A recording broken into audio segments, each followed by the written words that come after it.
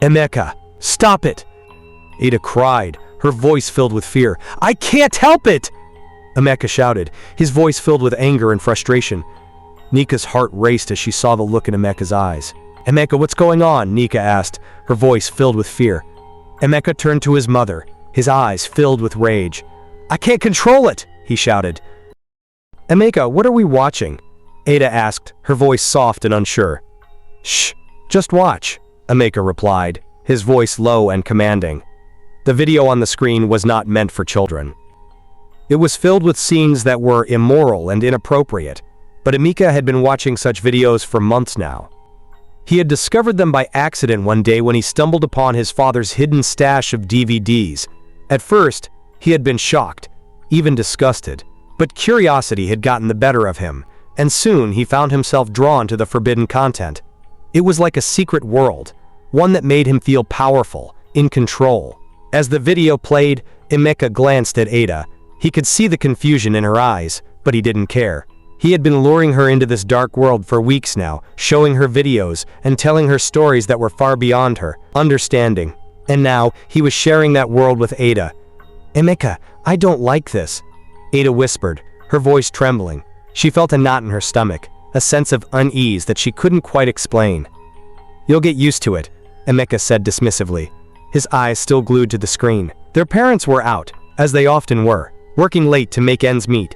Emeka had taken advantage of their absence, using the time to explore the dark corners of the internet, and, more recently, to involve Ada in his secret world.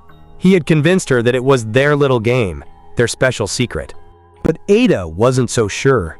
She felt a strange discomfort every time Emeka showed her these videos, every time he touched her in ways that made her skin crawl. She wanted to tell him to stop, to run away, but she was too scared. Emeka was her big brother, the one who was supposed to protect her. How could she say no to him? As the video continued, Emeka grew bolder. He moved closer to Ada, his hand reaching out to touch her arm. Ada froze, her heart pounding in her chest. She wanted to scream, to push him away, but she couldn't. She felt trapped, like a bird in a cage. "Emeka, please," Ada whispered, her voice barely audible. But Emeka didn't listen. He was lost in his own world, a world where the lines between right and wrong were blurred, where the innocence of childhood had been replaced by something much darker. Just as Emeka was about to cross a line he could never come back from, the sound of a key turning in the lock shattered the silence. The door swung open, and their parents walked in. Nika, their mother, was the first to notice the scene before her. Her eyes widened in shock as she took in the sight of her children huddled together on the couch, the glow of the phone screen casting an eerie light on their faces. "What is going on here?" Nika demanded, her voice sharp and filled with disbelief. Emeka quickly turned off the phone and shoved it under the couch cushion. But it was too late. The damage had been done. Chinedu, their father, stepped into the room, his face a mask of confusion and concern. "What's happening?" he asked, his voice calm but firm. Ada burst into tears, her small body trembling with fear and shame. She wanted to tell her parents everything, but the words wouldn't come.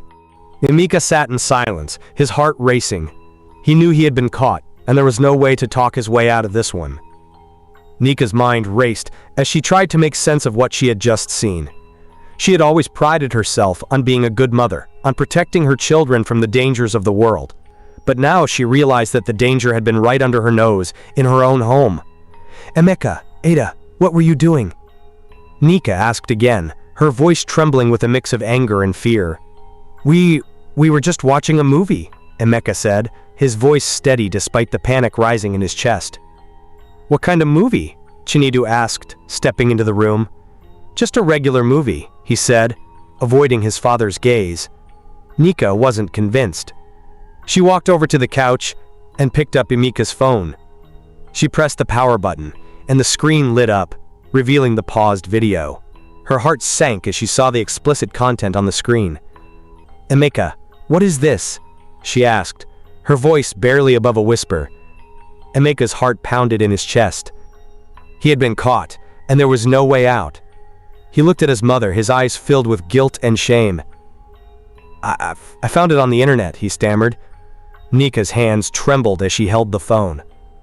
She couldn't believe what she was seeing. Her son, her little boy, had been watching such things. And worse, he had been showing them to his sister. "Ada, did you watch this?" Nika asked, turning to her daughter. Ada nodded, tears streaming down her face. She wanted to tell her mother everything, but the words wouldn't come. She was too scared, too ashamed. Nika's heart broke as she looked at her children. She had always tried to protect them, to keep them safe from the dangers of the world. But now, she realized that the danger had been right under her nose, in her own home. "Chinedu, we need to talk," Nika said, her voice filled with determination. Chinedu nodded, his face grim. He knew that they were facing a serious problem, one that they couldn't ignore. As Neka and Chinedu left the room to discuss what to do, Emeka and Ada sat in silence, the weight of their actions pressing down on them.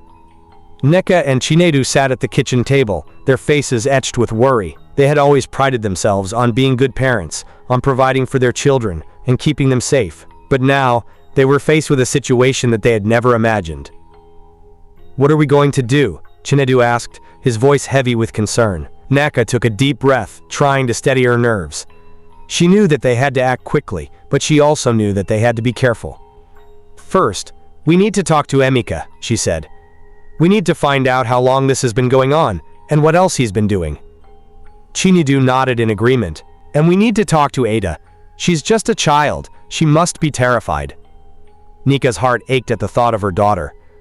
She had always been such a sweet, innocent girl. How could this have happened? They returned to the living room, where Emeka and Ada were still sitting in silence. Nanika sat down next to Ada, while Chinedu stood in front of Emeka. "Emeka, we need to talk," Chinedu said, his voice firm but not unkind. Emeka looked up at his father, his eyes filled with fear. He knew that he was in trouble, but he also knew that he couldn't keep lying. "How long has this been going on?" Chinedu asked. Emeka hesitated, then finally spoke. "A few months," he admitted, his voice barely above a whisper. Nika's heart sank. A few months. How could they have missed it? "And what else have you been doing?" Chinedu asked, his voice growing more serious.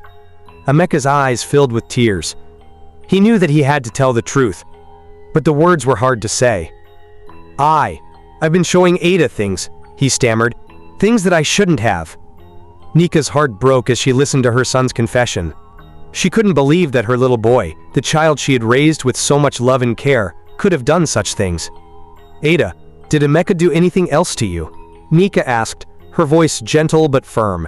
Ada nodded, tears streaming down her face. He touched me," she whispered. Nika's heart shattered. She had always tried to protect her children, but now she realized that she had failed. "Chinedu, we need to get help," Nika said, her voice filled with determination. Chinedu nodded, his face grim. He knew that they were facing a serious problem, one that they couldn't ignore. The next morning, Naka and Chinedu took Emeka and Ada to see a counselor. They knew that they needed professional help to deal with the situation, and they were determined to do whatever it took to protect their children. The counselor, a kind woman named Mrs. Okonkwo, listened patiently as Nika and Chinedu explained what had happened. She could see the pain and guilt in their eyes, and she knew that they were doing their best to make things right. "This is a very serious situation," Mrs. Okonkwo said, her voice gentle but firm. "But it's important to remember that it's not too late to help your children." Naka and Chinedu nodded, their hearts heavy with worry. "First, we need to talk to Emeka and Ada separately," Mrs. Okonkwo said. "We need to understand what's been happening and how they're feeling." Naka and Chinedu agreed, and Mrs. Okonkwo took Emeka into her office first. "Emeka, can you tell me what's been going on?" Mrs. Okonkwo asked, her voice calm and reassuring. Emeka hesitated, then finally spoke. I've been watching bad videos," he admitted. "And I've been showing them to Ada." Mrs. Okonkwo nodded, her expression understanding. "And how do you feel about what you've been doing?" Emeka's eyes filled with tears. "I feel bad," he said, his voice trembling. "I know it's wrong, but I couldn't stop." Mrs. Okonkwo's heart went out to the young boy. She could see that he was struggling with guilt and shame, and she knew that he needed help. "Emeka, it's important to understand that what you've been doing is wrong," Mrs. Okonkwo said, "but it's also important to know that you can change. You can make better choices, and you can learn from your mistakes." Emeka nodded, tears streaming down his face. He knew that he had a long road ahead of him, but he also knew that he wanted to make things right. After talking to Emeka, Mrs. Okonkwo spoke to Ada. The young girl was clearly traumatized, and Mrs. Okonkwo knew that she needed a lot of support. "Ada, can you tell me what's been happening?" Mrs. Okonkwo asked, her voice gentle and reassuring. Ada hesitated, then finally spoke. "Emeka has been showing me bad things," she whispered, "and he's been touching me." Mrs. Okonkwo's heart ached for the young girl. She knew that Ada had been through a lot, and she was determined to help her heal. "Ada, it's important to know that what Emeka did was wrong," Mrs. Okonkwo said. "And it's not your fault. You didn't do anything wrong." Ada nodded, tears streaming down her face. She had been carrying so much guilt and shame, and it was a relief to hear that it wasn't her fault. After speaking to both children, Mrs. Okonkwo met with Nika and Chinedu to discuss the next steps. "Your children have been through a lot," Mrs. Okonkwo said, "but with the right support, they can heal and move forward." Nika and Chinedu nodded, their hearts filled with hope. They knew that they had a long road ahead of them, but they were determined to do whatever it took to help their children.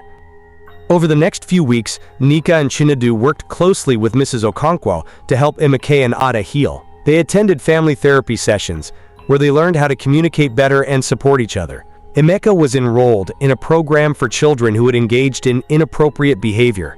He learned about the importance of making good choices and the consequences of his actions. He also received counseling to help him deal with the guilt and shame he was feeling. Ada received therapy to help her process the trauma she had experienced. She learned that it wasn't her fault and that she was not alone. She also received support from her parents, who made sure to spend more time with her and show her how much they loved her. As the weeks turned into months, Nneka and Chinedu began to see a change in their children.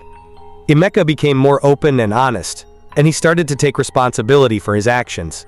Ada began to smile again, and she started to feel safe and secure in her home. But despite the progress they had made, Nneka and Chinedu knew that they couldn't let their guard down. They knew that they had to remain vigilant and continue to support their children as they healed. One evening, as they sat together as a family, Nika looked at her children and felt a sense of hope. They had been through so much, but they had come out stronger on the other side. "We've come a long way," Nika said, her voice filled with emotion. "But we still have a lot of work to do."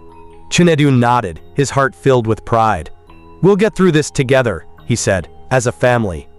Emeka and Ada smiled, their hearts filled with love and gratitude.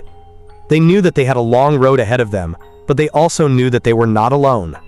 As they sat together, the shadows of the past began to fade, replaced by the light of a brighter future. Just when it seemed like things were getting better, a new challenge arose.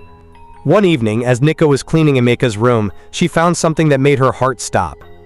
Hidden under his mattress was a small, worn-out notebook. Curious, Nika opened it and began to read. What she found inside sent chills down her spine. The notebook was filled with disturbing drawings and writings. Emeka had been documenting his thoughts and fantasies, and they were dark and twisted. Nika's hands trembled as she read through the pages. She couldn't believe what she was seeing. Her son, the child she had been working so hard to help, was still struggling with dark thoughts. She quickly called Chinedu, and together they confronted Emeka. "Emeka, what is this?"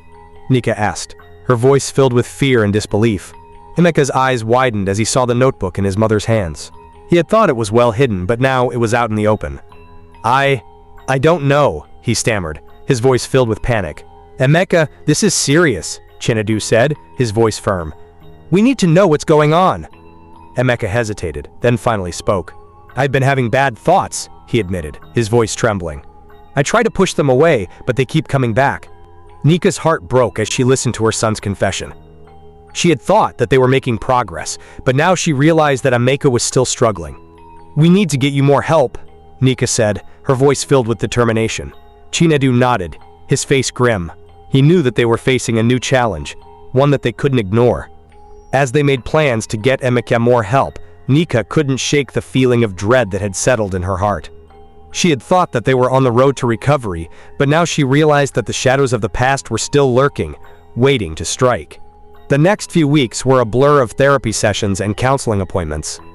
Emeka was enrolled in a more intensive program, and Nika and Chinedu worked closely with his therapist to help him overcome his dark thoughts. But despite their efforts, Emeka continued to struggle. The dark thoughts that had taken root in his mind were hard to shake, and he found himself slipping back into old habits. One evening, as Nika was preparing dinner, she heard a commotion in the living room. She rushed in to find Emeka and Ada in a heated argument. "Emeka, stop it!" Ada cried, her voice filled with fear. "I can't help it!" Emeka shouted, his voice filled with anger and frustration. Nika's heart raced as she saw the look in Emeka's eyes. "Emeka, what's going on?" Nika asked, her voice filled with fear. Emeka turned to his mother, his eyes filled with rage. "I can't control it!" he shouted. "The thoughts, they won't go away."